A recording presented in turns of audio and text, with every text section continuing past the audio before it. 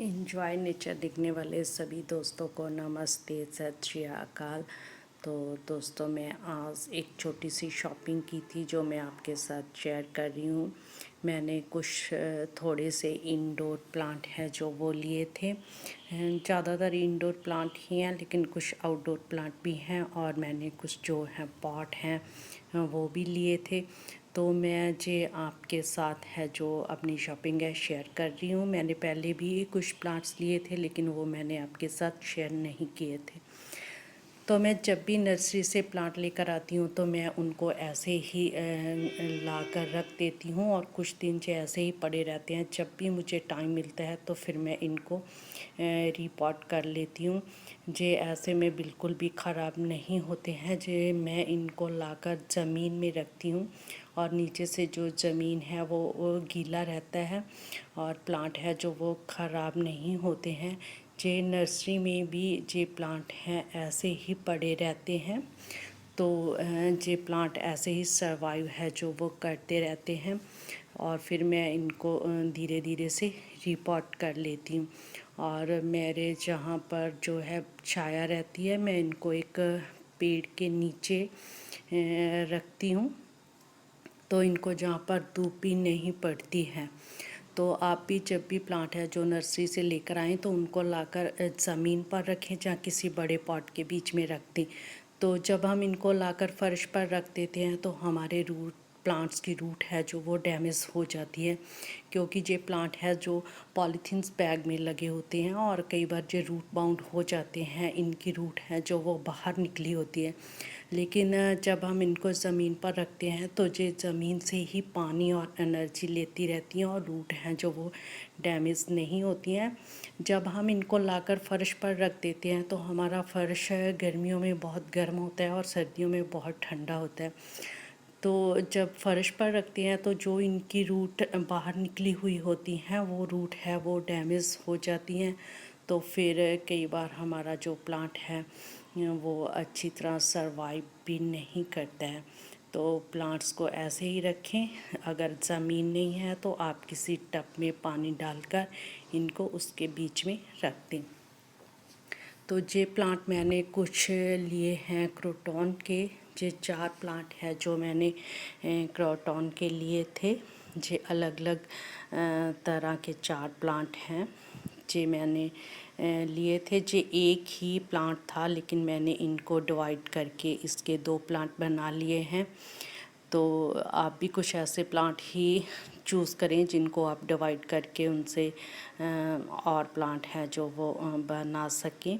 तो मेरे पास जे क्रोटॉन के 2 प्लांट हैं जो वो बन गए हैं। जैसे ये प्लांट है, इसको भी अगर हम चाहें तो डिवाइड करके इसके जो हैं 2 प्लांट बना सकते हैं।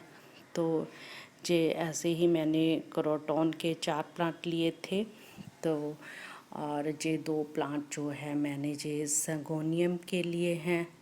जे देखिए, जे भी ऐसे ही प्लांट हैं कि हम अगर इनको डिवाइड करें तो हम इन एक प्लांट के 2-2 प्लांट हैं जो वो बना सकते हैं।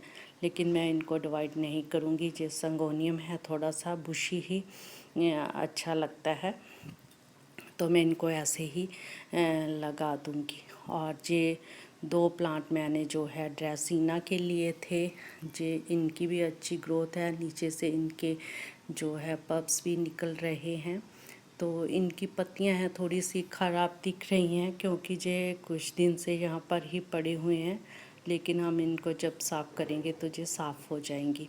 तो इन प्लांट्स की ग्रोथ भी अच्छी है। और ये एक मिनी चांदनी का प्लांट लिया है मैंने। ये ड्वार्फ वैरायटी है, और ये ज़्यादा बड़ा नहीं होता है, छोटा ही रहता है।